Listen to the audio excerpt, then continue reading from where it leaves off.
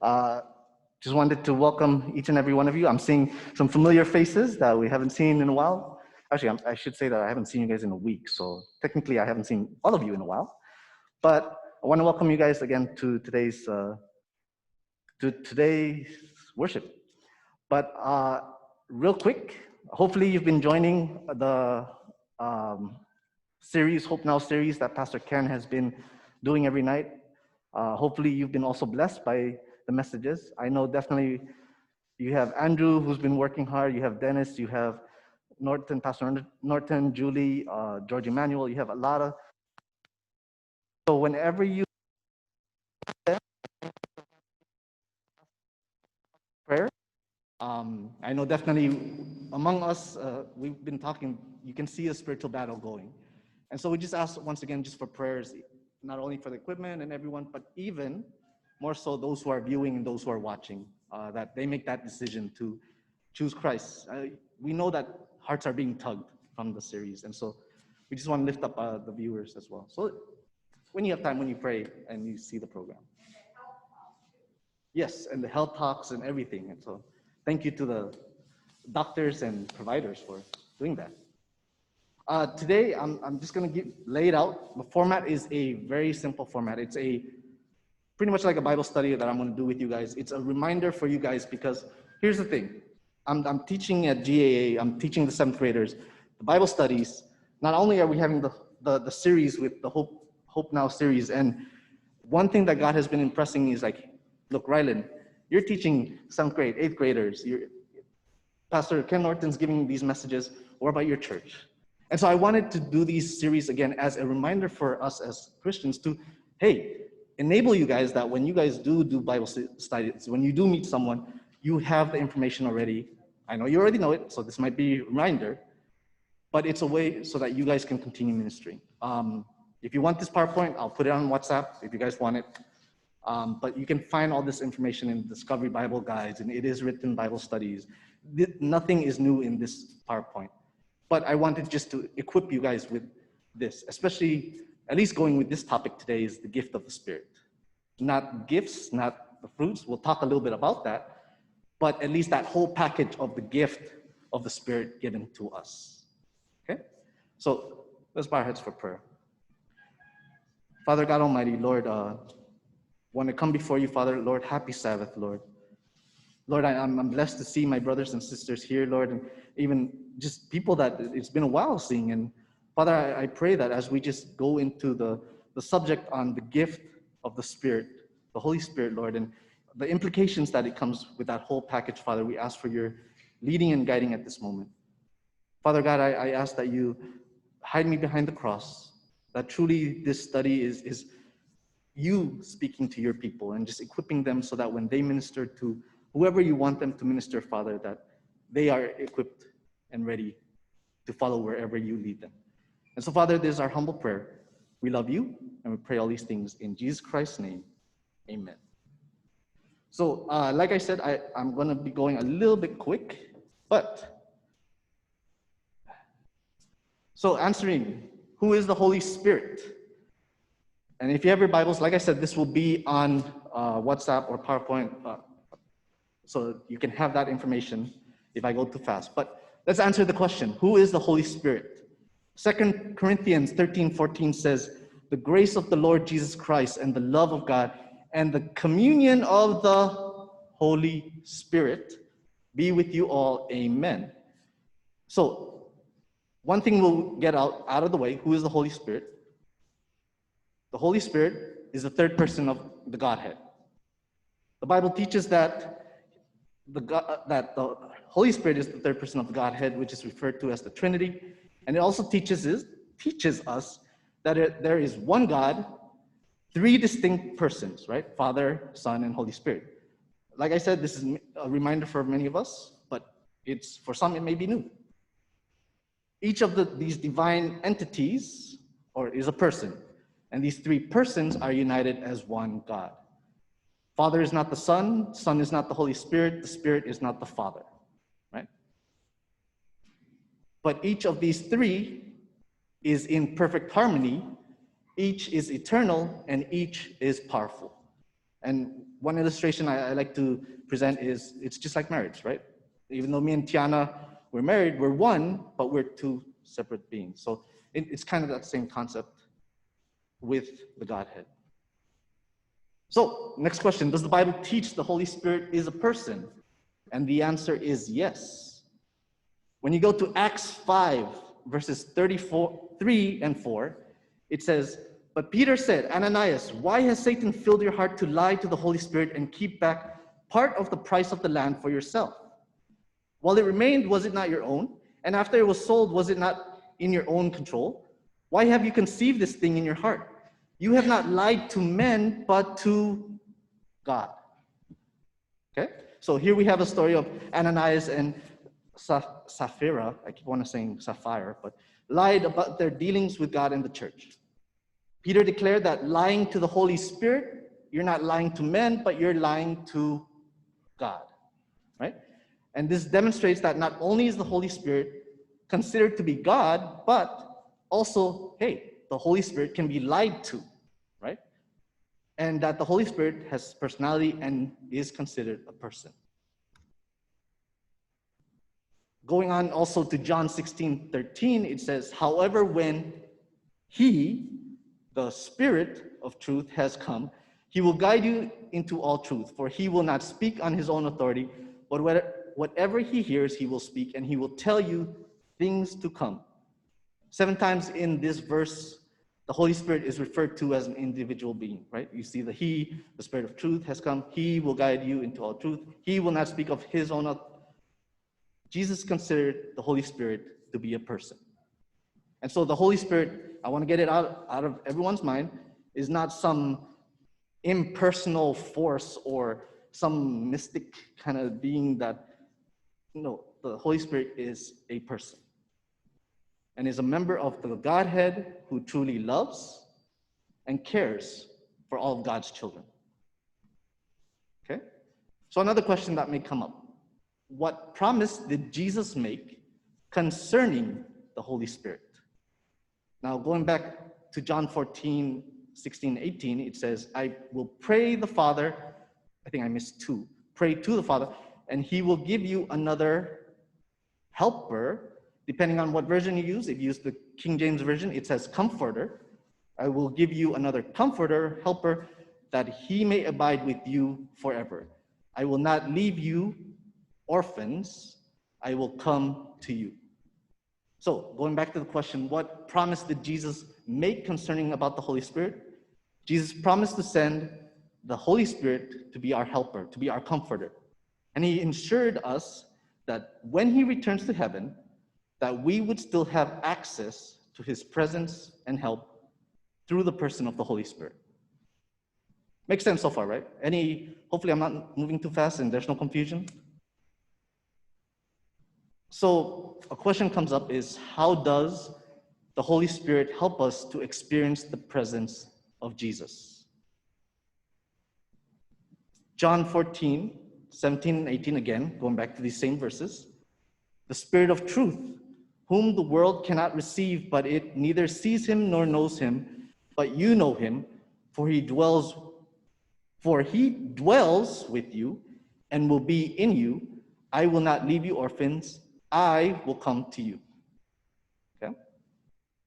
And adding to this, 1 John 3:24, "Now he who keeps his commandments abides in him, and he in him. And by this we know that he abides in us, by the Spirit whom he has given us." So I know I just gave you 2 verses, but just like when we tell the students, let's go back to the question. What was the question? How does the Holy Spirit help us to experience the presence of Jesus? Well, looking at the 2 verses, we know this, that "For he dwells with you and will be in you, and the Spirit whom he has given," right? So the Holy Spirit brings to us the personal presence of Jesus Christ. Jesus lives and dwells in us through the Holy Spirit. Okay? Is it 1 + 1 so far? Am I doing like calculus right now? All right. So what's the role of the Holy Spirit? Why is the Holy Spirit so important? I mean, what's his job? His job for us. And John 16:13 says, however, when he, being the Spirit of truth, has come, he will guide you into all truth. For he will not speak of his own authority, but whatever he hears, he will speak, and he will tell you things to come. It's the Holy Spirit's role. It's to guide the minds of the student of Scripture. Whoever is studying to know the truth about God, the Holy Spirit's role is there to guide. And it's just as we read, he will guide you into all truth. Psalms 119 verse 30 says, the entrance of your words give light. It gives understanding to the simple. This is David who writes, and obviously when he talks about the understanding, and it's why when we do Bible studies, it's why when you start, before you even go into the Bible, we pray and we ask for God to give us discernment, to give us the Spirit, to understand his word, is because provided by the Holy Spirit, we are able to also get that understanding. John 15:26, but when the Helper comes, whom I shall send to you from the Father, the Spirit of truth, who proceeds from the Father, another role of the Holy Spirit is he will testify of me. The Holy Spirit speaks of Jesus and brings the presence of Jesus to the searching believer. The Holy Spirit produces the character of Jesus in the life of the believer, right? Now, this one should be a fairly easy question, but how much should the Holy Spirit affect a person's life? 1/8, 1/4, 1/2, full? Any takers? Anyone? Full. As much as I want to believe you, let's go to the word to see if you're correct. Ephesians 5:18. And do not be drunk with wine, in which is man, I was practicing this dissipation, but be filled with the Spirit. Now, if I come up to you and say, hey, Elder Matt, can you fill me up with a glass of water? And he just gives me this. Is that a full glass of water? Did he fill the glass of water? No, right? How much should the Holy Spirit affect a person's life? We should be filled with the Holy Spirit. God desires that his children be filled with the Holy Spirit. And this is also described by Jesus as the baptism of the Holy Spirit. Acts 1:5 says, for John truly baptized with water, but you shall be baptized with the Holy Spirit not many days from now. Okay? So going back, answering the question, how much should the Holy Spirit affect a person's life? The Holy Spirit should fill and affect the full life of a person, of a believer. Okay? What happens in the life of a person who has been filled with the Holy Spirit? And this is where we are very familiar with knowing the effects of a person who lives in the life with the Holy Spirit, right? Galatians 5:22-23. But the fruit of the Spirit is love, joy, peace, long-suffering or patience, depending on which version, kindness, goodness, faithfulness, gentleness, self-control. Against such there is no law. When the Holy Spirit comes to a person's life, the person experiences spiritual growth that will enable him or her to become more like Jesus. The works of the flesh disappear and are instead replaced by the fruit of the Spirit. The attributes of Jesus become part of the believer's life. Paul even writes in Galatians 5:16, walk in the Spirit, and you shall not fulfill the lusts of the flesh. Now, many times when we talk about the Holy Spirit, this is something we always tend to kind of highlight. And what are the gifts of the Holy Spirit? So we can, of course, find these in 3 different areas in the Bible. The first one is 1 Corinthians 12:8-10. For to one is given, okay, and I highlighted that because I'm going to come back to it. For to one is given the word of wisdom through the Spirit, to another the word of knowledge through the same Spirit, to another faith by the same Spirit, to another gifts of healing by the same Spirit, to another the workings of miracles, to another prophecy, to another discerning of spirits, to another different kinds of tongues, and to another the interpretation of tongues. Spiritual gifts are endowments. They're special endowments that are produced in a believer, right? And the capabilities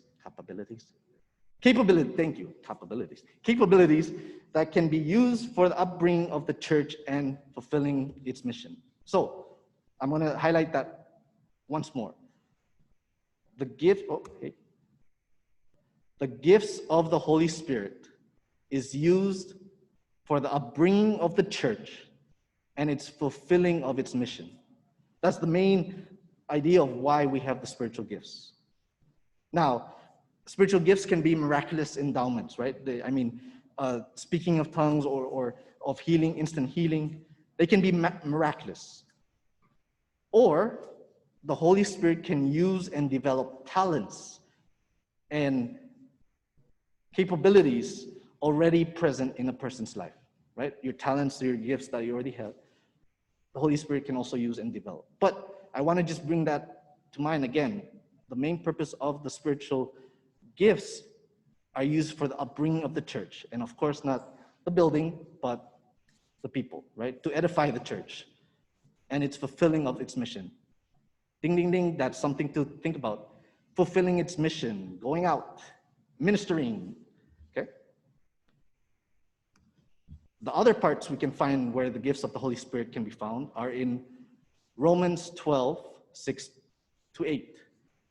Having then gifts differing according to the grace that is given to us, let us use them. If prophecy, let us prophesy in proportion to our faith.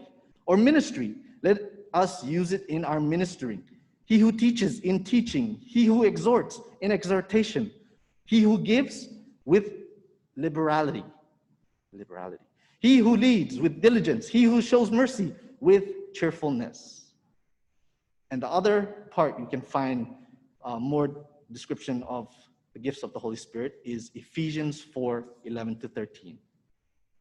And he himself gave some to be apostles, some prophets, some evangelists, some pastors, some and teachers for the equipping of the saints, for the work of ministry, for the edifying of the body of Christ, till we all come to the unity of faith, and the knowledge of the Son of God, to a perfect man, to the measure of the stature of the fullness of Christ.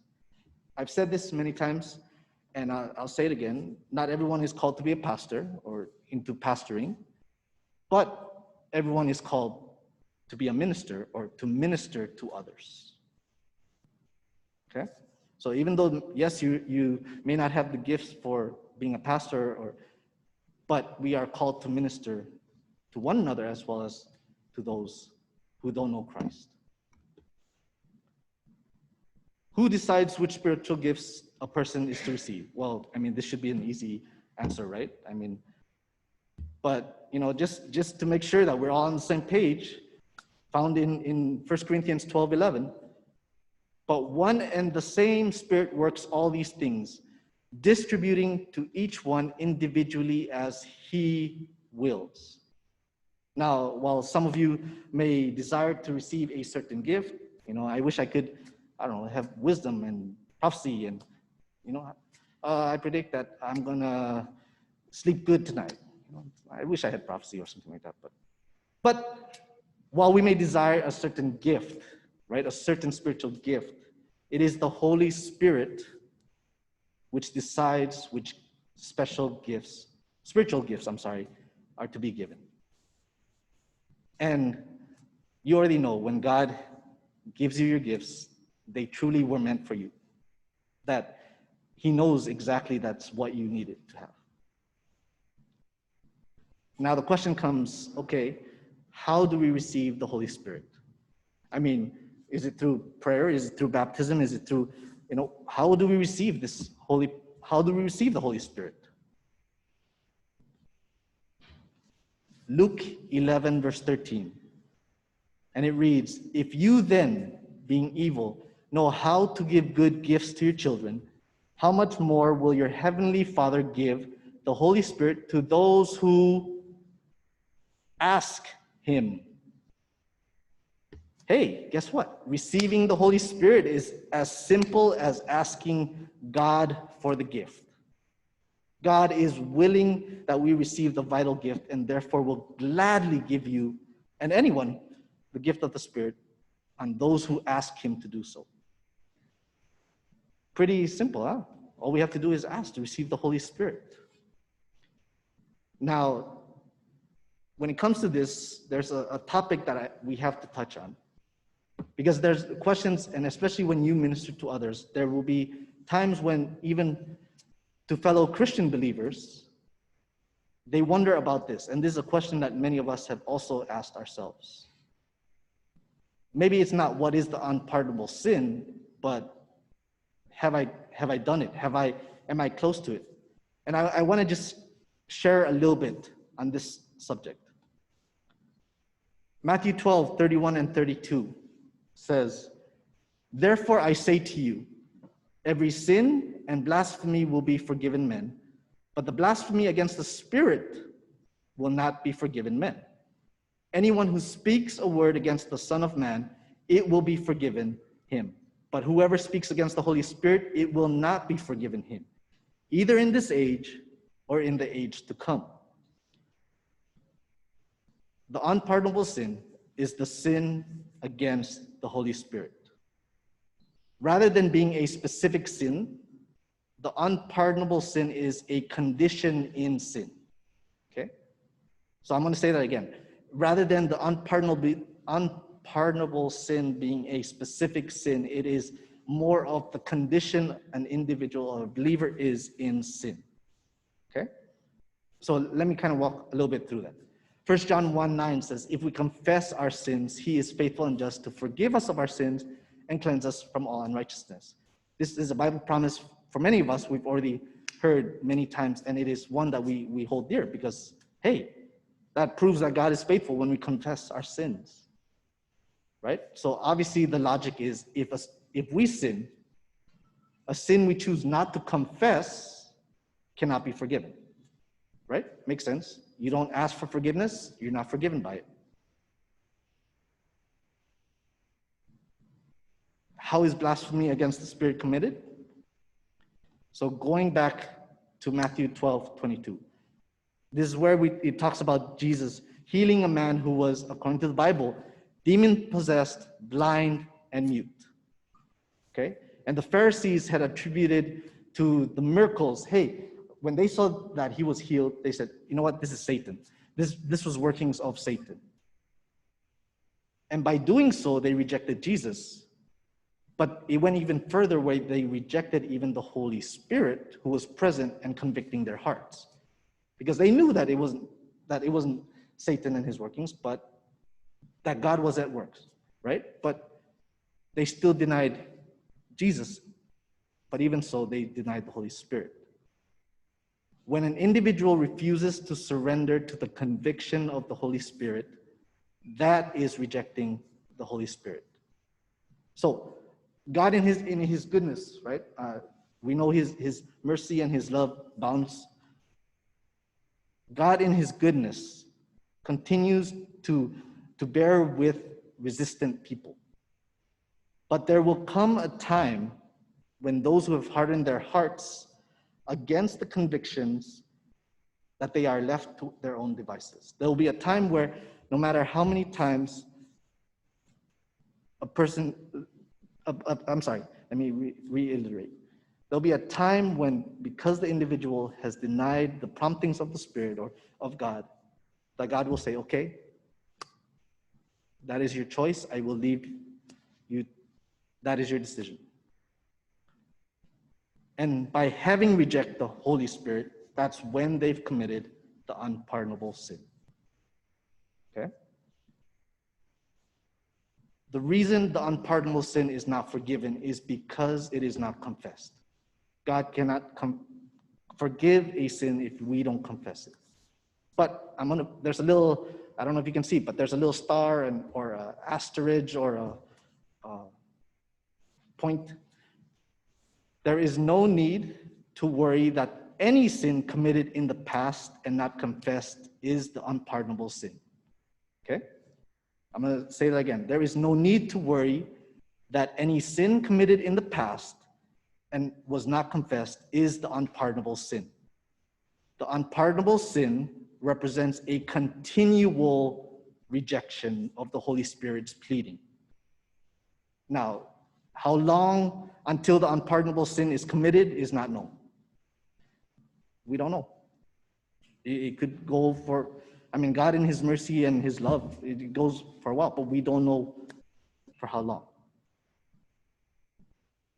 But what is known is that it's neither wise nor safe to say no to the Holy Spirit.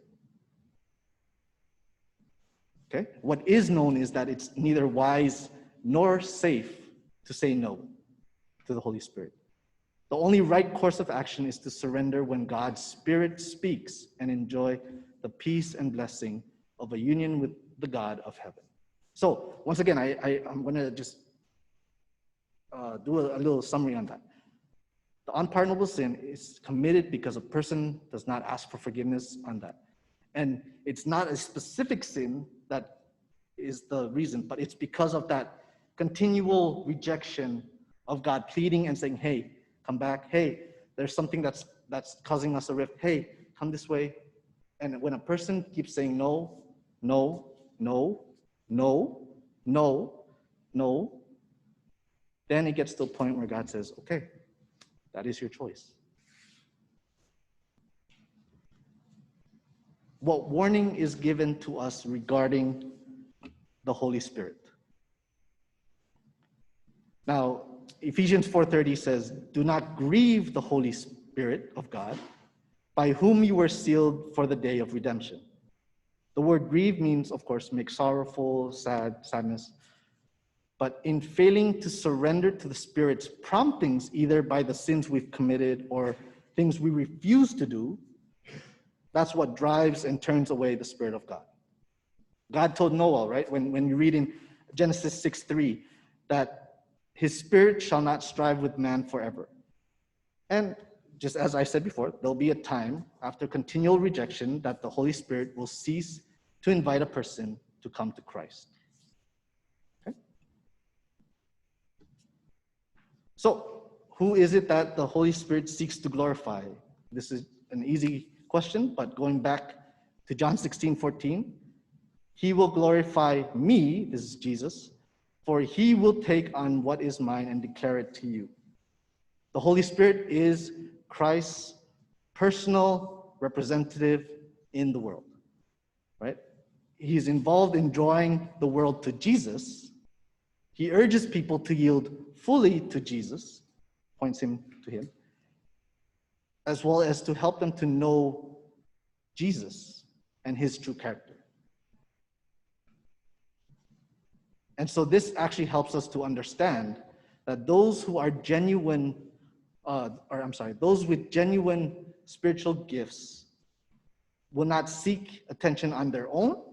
They won't seek to glorify themselves or even the things of this world, whatever worldly enterprise it is, because the Holy Spirit seeks to draw people to Jesus so that Jesus would be glorified. Okay? So, coming down to last few slides, what is the baptism of the Holy Spirit? Acts 1:5 says, for John truly baptized with water, but you shall be baptized with the Holy Spirit not many days from now. Jesus promised the baptism of the Holy Spirit, and this was realized at the Feast of Pentecost. When the Holy Spirit descended upon the disciples with great power, and they had the supernatural spiritual gifts, just as that baptism of the Holy Spirit, and this is something I want to really, out of everything I've said, make this be the point that stays in your head, if you guys can do that. Just as the baptism of the Holy Spirit empowered the apostles for service, believers today are prepared for service through the same outpouring of God's Spirit.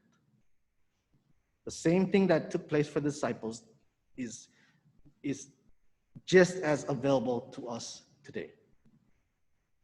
Peter promised that believers, that should they repent and be baptized, they would receive the gift of the Holy Spirit, a gift that is still available to believers today.